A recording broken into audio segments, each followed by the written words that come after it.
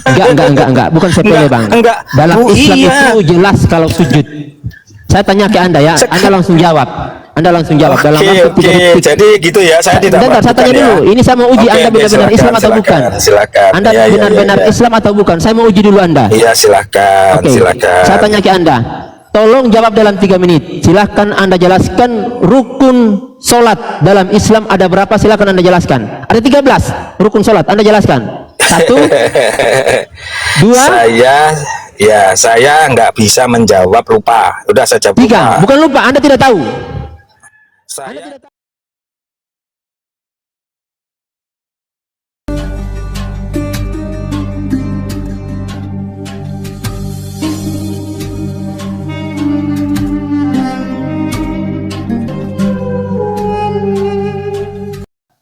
Oke. Mas, tolong Sudah, besarkan Pak? aku, Bos. Tolong besarkan aku. Iya, tolong besarkan aku. Bos. Oke, saya besarkan. Silakan. Sebentar, aku tulis, aku ambil ya, sebentar.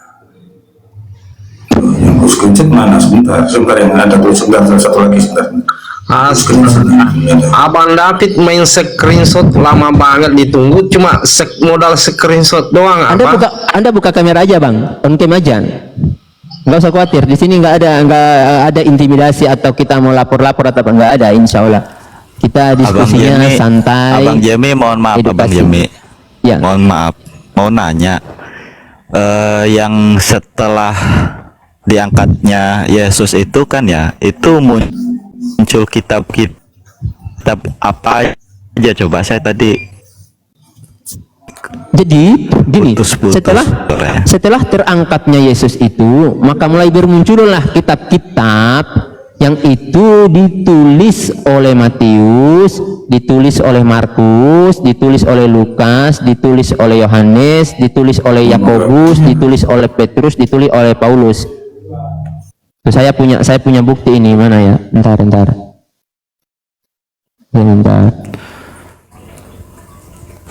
Berarti kitab-kitab itu terputus komunikasi dengan Yesus kan ya? Jadi Iya. mereka sendiri dapat komunikasi dengan siapa kan gitu? Apakah ngutip-ngutip dari agama lain atau gimana kan gitu? Jadi gini, isi perjanjian barunya mereka itu persentasenya seperti ini dia. Matius, Markus, Lukas itu 45% yang katanya Injil. Kemudian kisah para rasul dan surat-surat umum, kemudian surat Paulus 28% mendominasi dalam Bible itu. Jadi di perjanjian baru itu 28% mendominasi surat Paulus, dan yang anehnya surat Paulus ini dikatakan wahyu dari Allah. Kemudian kitab wahyu ini adalah dia halunya Yohanes. Jadi katanya Yohanes ini mendapatkan wahyu. Kemudian ini kisah-kisah dan surat-surat umum yang ada di ada surat Yakobus, ada Petrus. Jadi seperti ini persentase Bible. Iya kan, kalau mengenai wahyu itu kan biasanya turun kepada nabi dan rasul ya. Sudah, ya. Oke. Abang kan tahu kalau merah itu tulisan siapa, Bang? Perkataan siapa kalau merah? Perkataan Yesus. Abang pinter gitu ya. Ternyata di Wahyu 1 ayat 19, karena itu tuliskanlah apa yang telah kau lihat, baik yang terjadi sekarang maupun yang akan terjadi sesudah ini. Jadi kita tahu ya, ini perkataan Yesus ya, bukan perkataan Yohanes. Abang dulu pernah nggak ngerti kali ya soal perkataan Yesus. Begini, aku jawab sebentar ya. Ini wahyu, memang Yesus sudah terangkat ke surga, ya.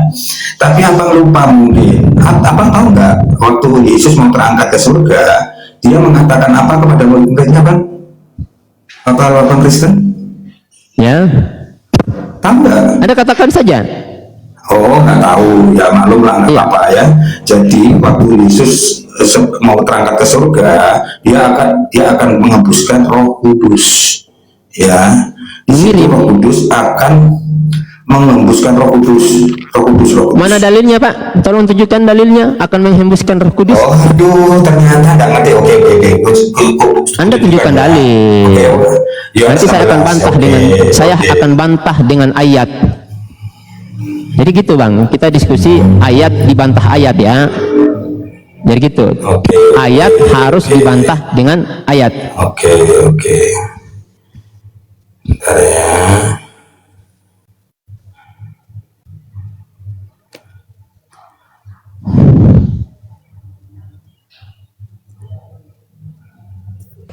Afwan, Ustadz Alwan mungkin bisa dijadikan Abang Jemi narasumber gitu.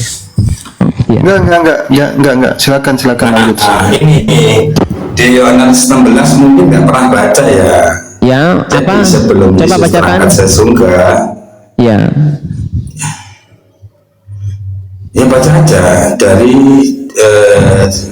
boleh 8 nggak apa-apa atau singkat 11 ya, dari Ya. 11. Yohanes 14 ya, betul. Ya. Yohanes 16. Yohanes 16. Fokus ke Yesus itu. Iya. Oke, coba bacakan Yohanes 16 ayat berapa, Pak? Nah, 16 ya, mulai 12 ya. Ini Ya. kata Yesus merah kan, betul Ya. kan? Ya, tadi berarti bukan pada sudah salah ya. Kalau tadi di Wahyu 1 ayat 19 itu bukan perkataan Yesus ya. Oh, belum. Oke. Saya tanggapi dulu ya yang Wahyu ya. Saya tanggapi satu-satu boleh, ya. Silakan. Oke, saya tanggapi. Wahyu itu ditulis oleh Yohanes setelah Yesus tidak ada. Betul? Betul tidak? Betul. Yesus sudah berangkat ke surga. Oke, ketika Yesus tidak ada, artinya Yesus tidak bersama-sama dengan Yohanes lagi. Sepakat ya? Betul? Anda harus sepakati dulu. Kalau tidak sepakat nanti tidak nyambung. Oke. Betul. Sama-sama. Artinya Mesias tidak ada. Lalu pertanyaan saya, kapan Yohanes bertemu dengan Yesus dan mendapatkan informasi itu? Ini Pak, makanya aku jawab Pak. Ada di Ya. Yohanes 16 ayat 13. Bapak baca itu ya, 12 mulai ya. Masih Yohanes berapa? Aduh, host ini udah Yohanes. bukan ayatnya, tanya 16 itu 16. Oke. Ternyata host, aduh ya mohon maaf ya, ternyata pengetahuannya Bible ya itulah. Iya, nanti kita uji pengetahuan Bible siapa yang lebih boleh baik, seperti saya itu, atau Bang Anda. David. Bang Batman Dia diskusi remeng aku juga enak katanya dirampok gitu kan, diskusi yang Betul, enak saya dong. bisa buktikan. Insya Allah saya buktikan. Diskusi yang Nah, silakan tolong buktikan ke saya ayatnya bahwa Jangan ada Yesus nyinyiran lah. memberikan mandat. Yesus memberikan mandat kepada Yohanes. Ya, baca dulu ayat 16. Jadi masih tidak tahu Oke. ya. Ternyata banyak Ayat yang keberapa yang saya mau baca? Ayat yang keberapa? 16 ayat 12 13. Silakan dibaca. Oke. Masih banyak hal yang harus kukatakan kepadamu, tetapi sekarang kamu belum dapat menanggungnya. Tetapi apabila ia datang, yaitu roh kebenaran, ia akan memimpin kamu ke dalam seluruh kebenaran. Sebab ia tidak akan berkata-kata dari dirinya sendiri, tetapi segala sesuatu yang didengarnya itulah yang akan dikatakan, dan ia akan memberitakan kepadamu hal-hal yang akan datang. Apa hubungannya? Nah, Roh sama makanya roh nggak itu. tahu. Jadi Apa hubungannya begini, itu? setelah iya aku jelaskan Bang, sebentar sabar ya. Jadi sebelum Yesus terangkat ke surga, dia mengembuskan Roh Kudus ya, yang akan menyertai para murid ya sampai akhir zaman. Ya, Roh Kudus itu ya yang mengihamkan kepada Yohanes ya di Pulau Patmos. Itulah yang dikatakan oleh Yesus. Makanya ditulis tentang merah. Itu Ya. perkataan Yesus melalui Roh Kudus. Oke, legitimasi di Wahyu 1 ayat 18 itu berdasarkan ayat ini, bahwa setelah Yesus terangkat ke surga, ya, Nggak ada dia legitimasi di memberikan- situ, Bang. Paham nggak? Anda katanya paham Bible. Paham nggak arti legitimasi? Legitimasi apa sih? Sebentar ya. Paham nggak legitimasi? Saya kasih contoh ya. Legitimasi Sebentar. ketika Nabi Muhammad memanggil Zaid bin Zabit untuk menuliskan Al-Quran. Nah, itu betul Pak. Itu legitimasi diberikan oleh Nabi langsung. Contohnya nih, misalnya ada tulisan di Bible yang berkata, wahai Yohanes, ke sini kamu. tuliskan apa yang aku sampaikan ini. Itu Pak, legitimasi namanya, memberikan mandat kepada Yohanes. Itu nggak ada, itu bukan mandat, Bang. Anda paham nggak legitimasi? Paham? Kalau itu mah berbicara sama roh, gimana caranya berbicara sama roh kan gitu? Bukan langsung ya Bang Berarti Jimmy. kalau seandainya Yohanes mendapatkan roh, itu roh apa yang dia dapatkan itu? Makanya saya katakan tadi Bang, wahyu itu adalah cerita halu Yohanes. Karena dia nggak pernah mendapat legitimasi, baik Yohanes, Markus, Lukas, dan Matius. Nggak ada. Saya mau tunjukkan Anda dalil. Kalau seandainya Yohanes mengatakan dia bertemu Mesias setelah Mesias terangkat, maka Anda baca Matius 24 ayat 24. Itu Mesias palsu kayaknya yang ditemui oleh siapa namanya ini, Yohanes. Halu. Mungkin bisa diperkuat narasinya begini, Ustadz. Kalau Yohanes itu memang ketemu dengan Yesus, ya, setelah misalnya Yesus sudah tidak ada, kenapa Yohanes mengarang tulisan yang begitu banyak? Sampai-sampai misalnya contoh, kalau kita lihat di dalam Yohanes pasal 10, judul perikopnya kitab terbuka. Yohanes cerita bagaimana dia ketemu dengan malaikat, bagaimana dia dapat buku, ya. Lalu di sana dia melihat malaikat yang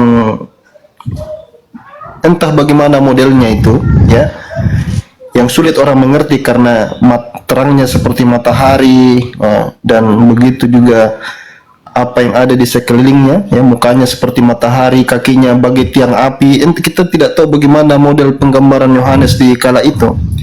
Tapi yang menarik adalah ketika Yohanes berkata, aku melihat malaikat itu memegang buku, lalu buku itu aku ambil, lalu dia telan itu buku. Dan yang aneh bukunya manis seperti madu. Coba bayangkan, ini orang kalau bisa bilang berhalu-halu ya mungkin seperti ini. Dia telan bukunya manisnya seperti madu. Lalu ketika sudah masuk ke dalam perutnya merasakan pahit. Ini juga aneh. Bagaimana bisa perut rasanya pahit? Man. Kan perut kalau Jadi rasa gini Bang David. Makanya tadi kan? kalau kita mau bahas wahyu, saya belum mau sampai ke situ. Makanya tadi saya sampaikan, saya berani katakan itu halu dengan data. Salah satu tadi yang disampaikan oleh Ustadz Alwan. Kalau saya mau hajar Anda di kitab wahyu, Anda minum Paramex 10 bungkus nggak bakal selesai sakit kepala Anda itu.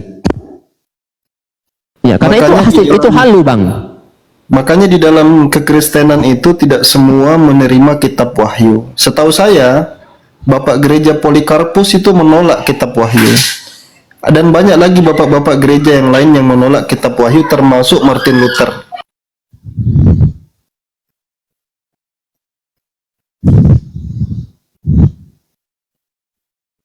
Jadi gitu ya, Pak siapa ini? Pak David.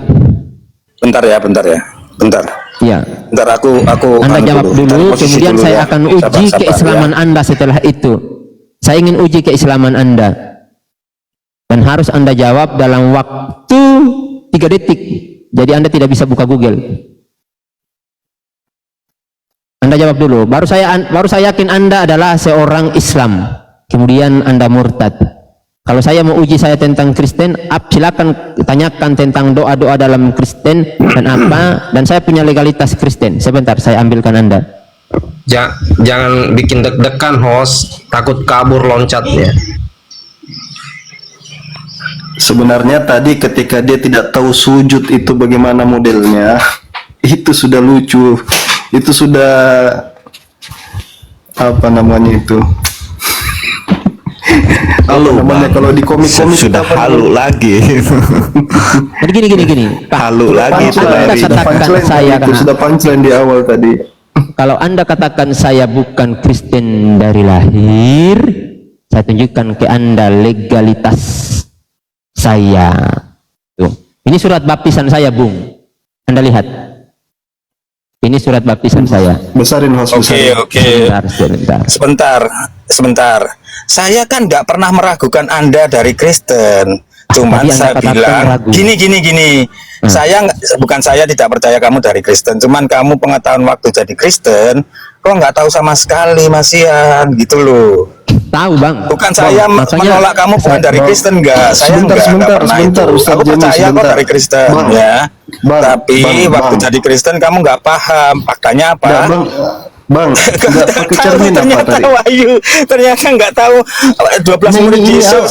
ini abang Aduh. sebentar ya, saya objektif sebagai yang ada di sini dari tadi ya. Silakan Abang itu tidak bercermin loh ya. Tidak menggunakan cermin. Dari tadi abang itu tidak tahu model sujud di dalam Islam itu apa, itu tidak lebih memalukan itu. Ngaku-ngaku muslim. Beliau ini menjawab dengan jujur, dengan pengetahuan yang luas menurut saya. Sebentar, kalau kita urut sujud, kita buka nggak apa-apa, ya. Sujud itu artinya sikap kita. Oke, ya. silakan balik ke Itu Bang Timi, macam silakan. banyak cara tingkah lakunya. Oke, Jadi bukan saya hanya tanya sampai ke ke Anda. tanah. Kalau itu yang Gini, masalah, itu masalah sepele, Alwan. Enggak, bukan sepele Enggak, bang. enggak. Dalam Oh, Islam iya. itu jelas kalau sujud. Saya tanya ke Anda ya, Anda langsung jawab. Anda langsung jawab dalam waktu 3 detik. Jadi gitu ya, saya tidak Bentar, saya tanya meragukan ya. dulu. Ini saya mau uji Oke, Anda benar-benar silakan, Islam atau bukan? Silakan. Anda Ya, ya, benar-benar ya, ya. Islam atau bukan? Saya mau uji dulu Anda. Iya, silakan, Oke, silakan. saya tanya ke Anda. Tolong jawab dalam 3 menit. Silakan Anda jelaskan rukun solat dalam Islam ada berapa? Silakan Anda jelaskan. Ada 13 rukun solat. Anda jelaskan. 1, 2, saya nggak bisa menjawab, lupa. Udah saya jawab 3. lupa. Bukan lupa, Anda tidak tahu. Anda tidak tahu rukun sholat. Enggak. Sebentar. Saya merem loh bang. Saya Kenapa merem. Saya tahu lupa? rukun sholat. Saya tahu. Kamu mualaf sebentar. Kamu mualaf itu baru berapa tahun? Coba. Saya alhamdulillah sudah 10 tahun Islam. Anda mau tanya apa tentang Islam? 10 tahun. Saya sudah 30 tahun meninggalkan Islam, ya. Saya sudah lama nggak meninggal. Saya waktu SMP saya tinggalkan. Saya tidak lagi Bang, sholat. Saya tidak Arti lagi. Anda Saya dulu lupa. tidak pernah Udah. sholat ya waktu Islam. Pantas Anda Oh murtad. ya sholat lah, sholat. Karena yang membedakan antara orang-orang mukmin dan orang-orang kufur adalah sholat. Begini aja bang, itu soal kamu Oke, kita kembali percaya ke apa topik. enggak? Anda ini bukan Ya, bukan kamu bukan, percaya bukan apa Islam, enggak? tapi Anda memang Kristen dari lahir.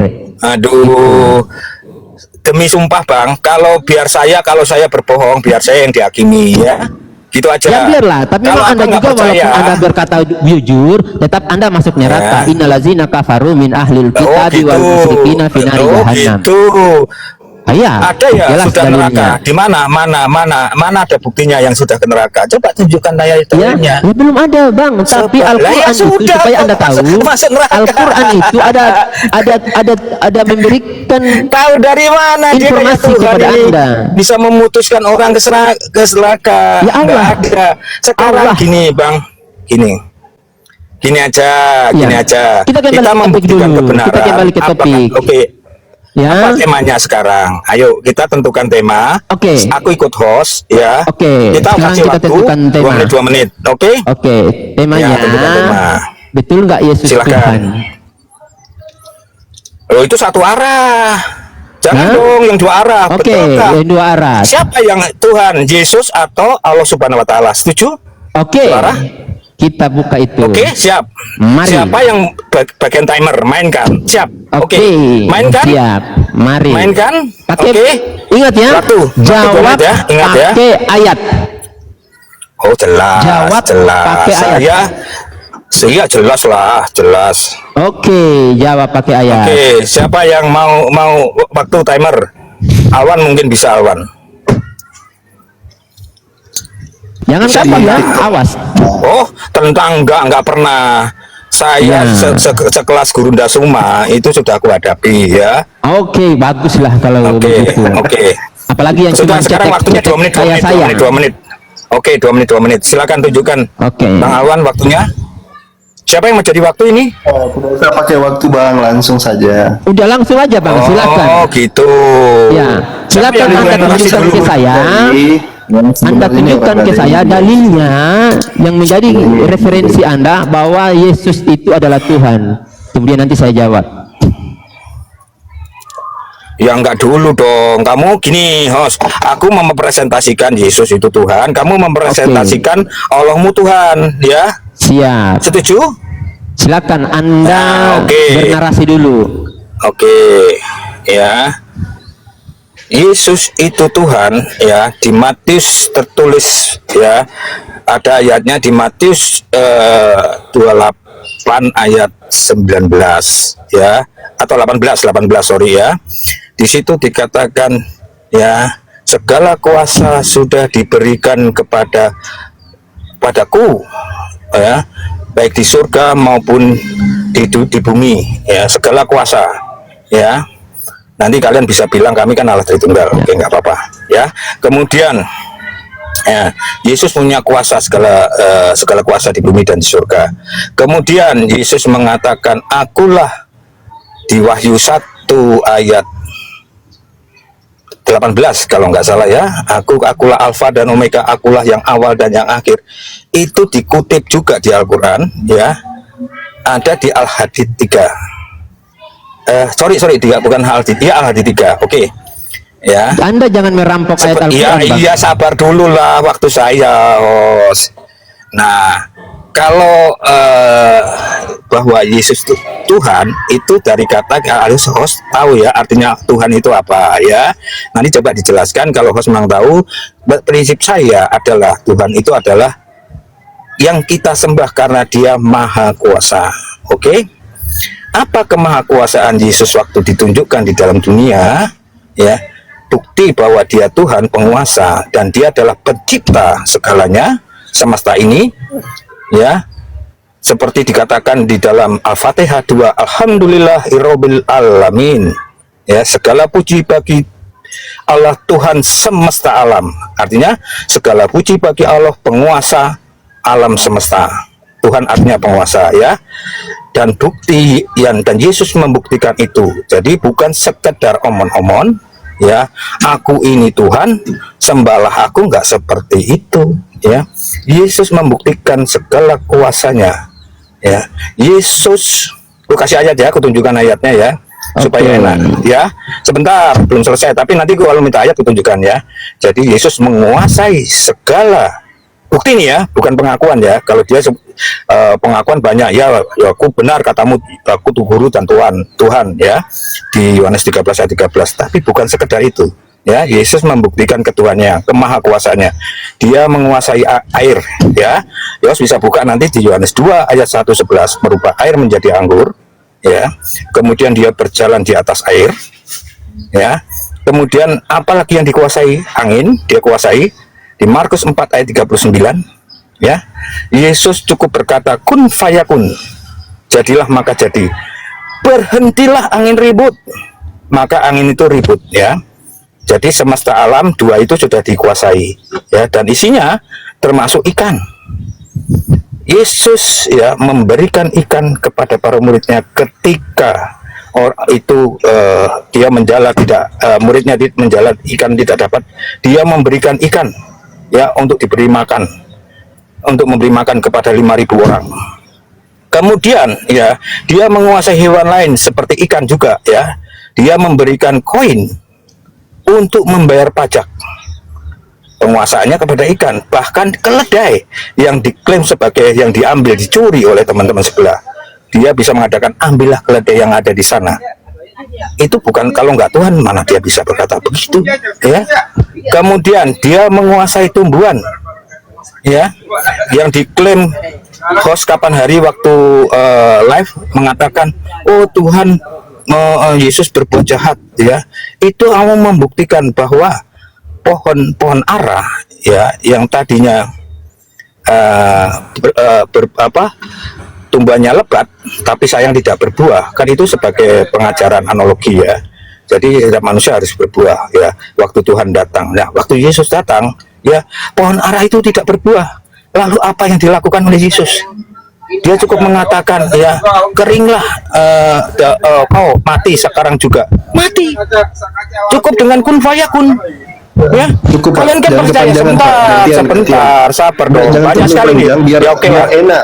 Oke. Gantian, silakan Oke. Bang Jimmy. Oke, Saya silakan coba Bang Jimmy. Iya. Bang Jimmy Oke. juga mungkin di waktunya kan ya, diperkirakan ya biar ya nggak terlalu lama. Oke ya. Bang. Bang David Batman, Anda dengar. Saya cukup kasih satu ayat Al-Quran yang terdapat dalam surat Al-Baqarah ayat yang 117. A'udzubillahi minasyaitonirrajim. Badi'us samawati wal ard. Wa iza qada amrun fa innama yaqulu lahu kun fayakun. Allah pencipta langit dan bumi. Apabila dia berkehendak, dia menetapkan sesuatu, dia hanya berkata kepadanya kun fayakun. Jadi jangan Anda ambil kata kun fayakun itu. Yesus tidak pernah berkata kun fayakun. Jangan Anda berdusta. Jangan Anda ambil comot-comot ayat Al-Quran kami. Dalam Bible saya tidak pernah mendapatkan Yesus berkata kun fayakun, Bung. Itu Anda telah mencuri lagi ayat Al-Quran kami. Gitu yang perlu Anda ketahui. Oke, yang kedua, Allah Subhanahu wa taala menurunkan Al-Qur'annya lewat perantaraan malaikat Jibril melalui Nabi Muhammad dan memberikan informasi serta kabar gembira. Sehingga Al-Quran itu sepertiga menceritakan tentang masa lalu, mengingatkan tentang nabi-nabi terdahulu, para pelaku-pelaku kejahatan terdahulu, termasuk Fir'aun, termasuk Namrud, termasuk Korun, orang-orang yang tidak mau beriman kepada Allah, orang-orang yang serakah. Allah jelaskan di situ. Kemudian sepertiganya itu memberikan informasi tentang keadaan hari ini yang harus kita lakukan. Aturan-aturan semua ada di situ. Anda boleh periksa nanti. Banyak peneliti yang telah meneliti Al-Quran dan mereka masuk Islam. Kemudian sepertiganya memberikan informasi akan hari akhir. Makanya kita disuruh mempersiapkan diri untuk beramal soleh agar kita nanti selamat di akhirat. Jadi begitu, Bung. Nah, makanya Allah kami itu tidak perlu berubah-berubah wujud seperti Spiderman atau Ultraman Taro atau itu Power Rangers. Allah kami cukup mengatakan kun fayakun. Selesai. Tapi maaf ya, maaf. Saya sekali lagi harus berkatakan maaf. 1000 maaf. Jika itu benar-benar Tuhan, lalu kenapa Alkitab Anda dengan lancang menulis bahwa Yesus itu adalah hamba Tuhan? Jikalau dia hamba Tuhan sesuai nubuat Nabi Yesaya, lalu siapa Tuhannya Yesus? Di mana dia menghambakan dirinya? Mungkin itu saja saya singkat, Bang. Silakan dijawab. Benarnya bagusnya bilang tadi host Yesus ditampar juga, dia Sebentar, protes. Bang.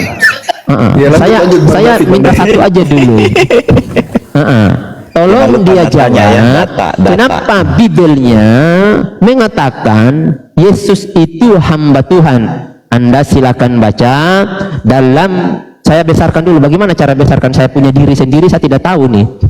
Mas, gimana cara besarkan saya, Mas? Ada kayaknya di bagian. Sudah. Oke.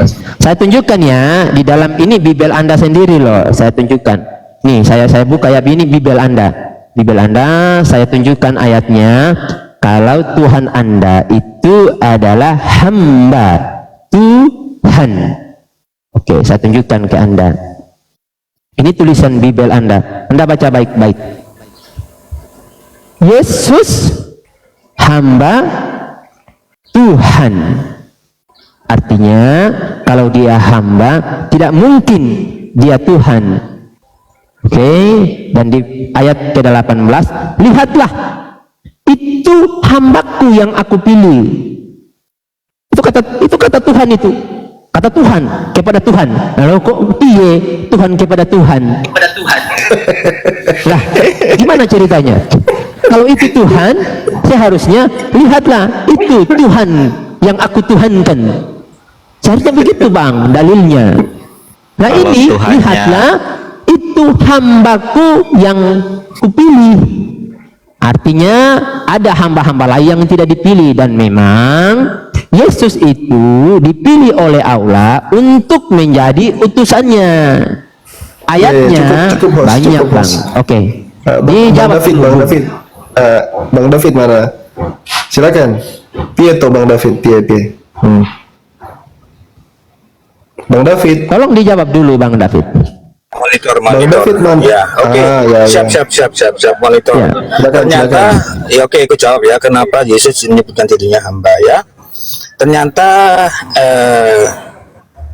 waktu di Kristen ini host tidak paham ya. Yesus hadir di dunia ini memiliki dua natur, ya, natur kemanusiaan dan natur ilahi. Yang disebutkan ayat tadi adalah natur kemanusiaannya dalam posisi dia sebagai manusia, ya. Tentu dia datang, ya. Dia harus memberi contoh karena dia disebut juga di Yohanes 13, akulah guru, ya. Jadi seorang guru harus memberi contoh, ya, untuk melayani, menjadi seorang hamba, ya. Jadi yang diambil ayatnya hanya ayat kemanusiaannya, tapi tidak lupa ayat keilahiannya. Pertanyaan saya tadi tentang dia mempresentasikan Allahnya, ya. Ternyata tidak ada yang dibuktikan di situ. Itu hanya sekedar pengakuan. Kenapa aku bilang pengakuan? Ya. Karena dia menyebutkan Al-Baqarah tadi yang samawati wal ardh itu, ya, yang menciptakan langit dan bumi, ya. Itu pengakuan, ya. Bahkan jangankan di Islam, ya, di Kristen saja atau Buddha, Hindu pasti mengklaim, ya, Tuhannya lah yang menciptakan langit dan bumi. Kenapa bisa aku bilang klaim? Ya, karena pembuktiannya nggak ada pada waktu penciptaan, ya, langit dan bumi. Kenapa bisa begitu? Kita pakai logika yang waras, ya. Siapa yang menjadi saksi waktu penciptaan langit dan bumi? Nggak ada, manusia belum diciptakan, ya. Kalau manusia diciptakan untuk menjadi saksi, dia akan ditempatkan di mana? Karena belum ada bumi, tempat di mana dia harus berpijak, ya. Jadi yang dikasihkan ayat, satu ayat Al-Baqarah tidak, ya, bahwa Allah itu Tuhan. Jelas, ya? Oke, Nah, aja. nggak ada saksi.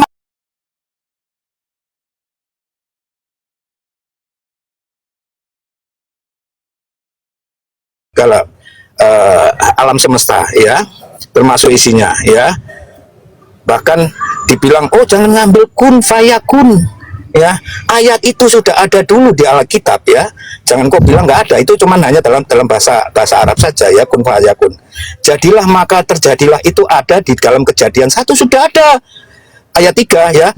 Berfirmanlah Allah, jadilah terang, maka terang itu jadi. Ternyata host ini nggak tahu, ya. Di kitab Taurat Musa Kejadian itu sudah ada kata gitu, nggak ada yang mengklaim. Cuman saya menyebutkan dalam bahasa Arab, ya, kun fayakun, jadilah maka terjadi. Sekarang, ya, host belum membuktikan. Saya minta satu ayat, ya, bukti apa yang dibuat oleh kun fayakun, jadilah maka jadi. Di mana apa yang sudah diperbuat kalau dia memang berkuasa? Silakan. Oke, Bang, yang pertama, jangan Anda rampok kitab orang Yahudi. Itu yang pertama, karena memang kalian tidak punya kitab, karena memang Kristen ini komplotan para penjahat yang kebiasaan mereka nyolong.